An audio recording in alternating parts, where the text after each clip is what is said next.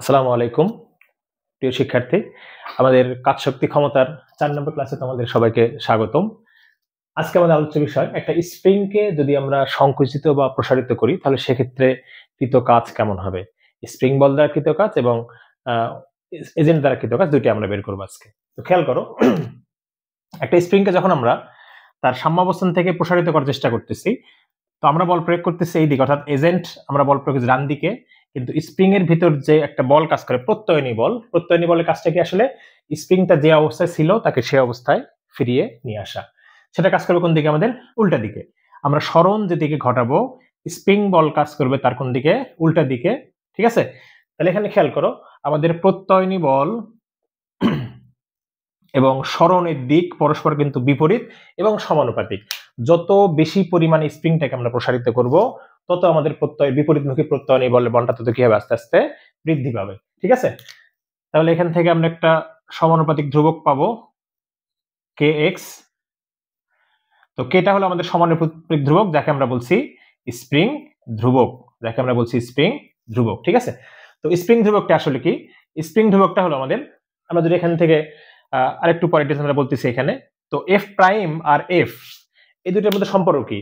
তো সাধারণত আমরা যে পরিমাণে বল এখানে প্রয়োগ করব, ঠিক সমপরিমাণ বিপরীতমুখী একটা বল, অর্থাৎ প্রত্যয়নী বলটা বিপরীত দিকে কাজ করবে। তাহলে আমাদের বল, এজেন্টের প্রয়োগকৃত বল এবং প্রত্যয়নী বলের দিকটা পরস্পর বিপরীত, কিন্তু মান কি? সমান। তাহলে এফ প্রাইমের পরিবর্তে আমরা কি লিখতে পারি? এফ সমান লেখা যায় মাইনাস কে এক্স। তাহলে এফ সমান লেখা যায় হলো কে এক্স। তাহলে এই পরিমাণ বল আমরা স্প্রিংটার উপর প্রয়োগ করেছি এবং এই বল দ্বারা আমাদের এখন কৃত কাজটা বের করতে হবে। ঠিক আছে, তো স্প্রিং ধ্রুবক সম্পর্কে আমরা একটু বলি। স্প্রিং ধ্রুবক আসলে কি?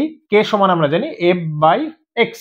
তাহলে এক্স এর মান যদি আমরা 1 মিটার বসাই, তাহলে কে সমান লেখা যায় হলো এফ। অর্থাৎ কোন একটা স্প্রিংকে 1 মিটার সংকুচিত অথবা প্রসারিত করতে যে পরিমাণে বলের প্রয়োজন তাকে বলা হয় ওই স্প্রিং এর স্প্রিং ধ্রুবক। তাহলে একটা স্প্রিংকে 1 মিটার সংকুচিত অথবা প্রসারিত করতে ঠিক যে পরিমাণে বলের প্রয়োজন তাকে বলা হয় ওই স্প্রিং এর স্প্রিং ধ্রুবক।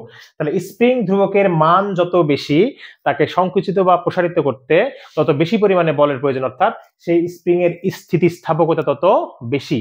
তার স্প্রিং ধ্রুবকের মান যত বেশি, স্প্রিং তার নিজের অবস্থা বজায় রাখার ক্ষমতা তার তত বেশি। ঠিক আছে, তাহলে এই বলটা, এই যে এফ যে বলটা আমরা এখানে প্রয়োগ করেছি, এফ বল প্রয়োগ করে আমরা বস্তুটা কি স্প্রিংটাকে সংকুচিত বা প্রসারিত করতেছি। এই বলটা পরিবর্তনশীল নাকি স্থির? তো আমরা এখানে দেখতে পাচ্ছি এই বলটা কিন্তু অবশ্যই আমাদের কি পরিবর্তনশীল, কারণ যত বেশি এক্স এর পরিমাণ আমরা কম বেশি করব, এক্স এর পরিমাণ যত বাড়াবো বল তত বেশি লাগবে, বা এক্স এর পরিমাণ যদি কম হয় তাহলে বল কি লাগবে? কম লাগবে। তাহলে আমাদের স্প্রিং বল অবশ্যই কি পরিবর্তনশীল একটা বল, এবং আমরা যখন স্প্রিংটাকে স্প্রিং বলের বিপক্ষে কাজ করব, এজেন্ট যখন বল প্রয়োগ করবে সেই বলটাও কি হবে? পরিবর্তনশীল বল। তাহলে পরিবর্তনশীল বল দ্বারা কৃত কাজ, এটা সেক্ষেত্রে কি করতে হবে? আমাদের সাধারণত ইন্টিগ্রেশনের মাধ্যমে আমরা এই পুরা সরণটাকে, এক্স পরিমাণ সরণটাকে আমরা ক্ষুদ্র ক্ষুদ্র অংশে ভাগ করে নিই। এক্স পরিমাণ সরণটাকে আমরা কি করি? ক্ষুদ্র ক্ষুদ্র অংশে ভাগ করে নিই। ঠিক আছে, তাহলে দেখো পরিবর্তনশীল বল দ্বারা যখন কাজ বের করব তখন এটাকে আমাদের এফএস কস থিটার যে এটা ছিল, এটাকে আমরা ক্ষুদ্র ক্ষুদ্র সরণের জন্য কাজ আলাদা আলাদা বের করতে হবে। তাহলে আমাদের এফ ইন্টু ডিএক্স, আমরা এই পুরো এক্স সরণটাকে ছোট ছোট অংশে ভাগ করে নিলাম। তাহলে খেয়াল করো, আমাদের এখানে এফ আমরা যেদিকে বল প্রয়োগ করেছি সরণটা ওইদিকে হয়েছে, তাহলে এফ এস কস 0 ডিগ্রির মান কত? 1। এই জন্য আমরা সরাসরি লিখলাম কি এফ ইন্টু ডিএক্স। আর যদি স্প্রিং বল দ্বারা হতো তাহলে এক্ষেত্রে কিন্তু আমাদের একটা মাইনাস আসতো, কারণ সরণ যেদিকে ঘটছে স্প্রিং বল তার কাজ করে কোন দিকে? উল্টা দিকে। তখন কিন্তু তো এফ এস কস 180 ডিগ্রি বা সামনে একটা মাইনাস চলে আসতো আমাদের। তো খেয়াল করো, এটাকে আমরা এখন ডিডব্লিউ থেকে আমরা এরকম অসংখ্য ডিএক্স এর জন্য আমরা কাজ করব। এক্স কে ভাগ করলে অনেকগুলো ডিএক্স পাওয়া যায়, তাহলে সবগুলো ডিএক্স এর জন্য যদি আমরা পুরো কাজ বের করতে চাই, আমাদের সেক্ষেত্রে কি করতে হবে? তাহলে ইন্টিগ্রেশন করতে হবে। তাহলে আমাদের ইন্টিগ্রেশন করে দেখি, এফ সমান আমরা জানি কে এক্স ডিএক্স ডিডব্লিউ। তাহলে ইন্টিগ্রেশনের একটা লিমিট দিতে হবে আমাদেরকে। তাহলে ইন্টিগ্রেশনের এক্স ইন্টু ডিএক্স। তাহলে খেয়াল করো, যখন আমাদের কোনো সরণ ঘটেনি, সরণটা যখন ঠিক এখানে ছিল, এক্স এর মান যখন কি 0, তখন কিন্তু আমাদের কোনো কাজ এখানে সংগঠিত হয়নি। আর সরণ যখন আমাদের এখানে এক্স, তখন ধরে নিলাম আমাদের কৃত কাজের পরিমাণ হলো ডব্লিউ। তাহলে ডিডব্লিউ ইন্টিগ্রেশন ডব্লিউ 0 থেকে ডব্লিউ, আর এক্স এর ইন্টিগ্রেশন কত আমরা জানি? এক্স স্কোয়ার বাই 2, 0 থেকে এক্স। তাহলে ডব্লিউর জায়গায় আপার লিমিট ডব্লিউ, লোয়ার লিমিট 0, এখানে কে, এক্স এর জায়গায় আপার লিমিট এক্স, লোয়ার লিমিট আমাদের 0। তাহলে ক্যালকুলেশন করলে যেটা দাঁড়ায় আমাদের হাফ কে এক্স স্কয়ার। এই হলো আমাদের পরিবর্তনশীল বল দ্বারা কৃত কাজ, স্প্রিং বল দ্বারা কৃত কাজ। স্প্রিং বল একটা পরিবর্তনশীল বল, পরিবর্তনশীল বল দ্বারা কৃত কাজ হাফ কে এক্স স্কয়ার। তাহলে খেয়াল করে এখানে সরণ আমরা যত বেশি ঘটাবো আমাদের কাজ কিন্তু তত কি হবে, বর্গাকারে বৃদ্ধি পাবে।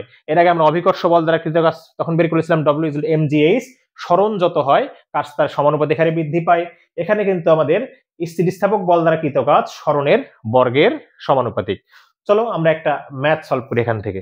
একটু ম্যাথটা দেখি। এখানে বলছে একটি স্প্রিং এর সাথে 10 কেজি ভরের বস্তু ঝুলানোর ফলে এটি 10 সেন্টিমিটার প্রসারিত হয়। স্প্রিংটিকে যদি আমরা আরো 6 সেন্টিমিটার প্রসারিত করতে চাই তাহলে সেক্ষেত্রে কৃত কাজ কত? তো কৃত কাজের ফর্মুলা আমরা জানি ডব্লিউ সমান হাফ কে এক্স স্কয়ার। ডব্লিউ সমান হাফ কে এক্স স্কয়ার। তো এক্স এর মান তো আমাদের দেওয়া আছে, আমরা আমাদের সম্প্রসারিত করতে হবে কত, 6 সেন্টিমিটার। এই 10 সেন্টিমিটার কিন্তু ওজন দ্বারাই সম্প্রসারিত হয়েছে, এটা আমাদের দরকার। আমাদের দরকার হলো এই 6 সেন্টিমিটার সম্প্রসারিত করতে কৃত কাজ কত। আমাদের এখানে কে এর মান দেওয়া নাই, তো কে সমান তো আমরা দেখে আসছি কি, কে সমান আমরা জানি কি এফ ভাগ হলো এক্স। যেহেতু আমাদের এক্স আমরা আগে ধরেছি, আমরা এখানে এক্স প্রাইম ধরলাম। তো এই যে আমাদের এখান থেকে বের করতে পারবো আমরা, অর্থাৎ 10 কেজি, এই যে 10 সেন্টিমিটার প্রসারিত করছে কে, ওজন, তাই না? তাহলে এফ এর পরিবর্তে আমরা কি লিখতে পারি, এম জি ভাগ হলো এক্স প্রাইম।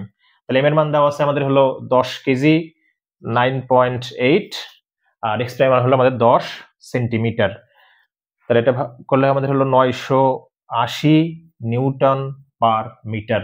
তো মানটা এখানে বসাও, কে এর মান হলো 980, এক্স এর মান হলো আমাদের 0.06 এত স্কয়ার। তাহলে 490 ইন্টু দশমিক, তো আমাদের অ্যান্সার দ্বারা হলো 1.764 এত জুল।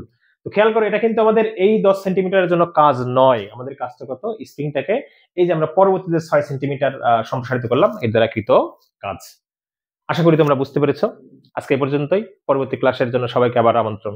আসসালামু আলাইকুম।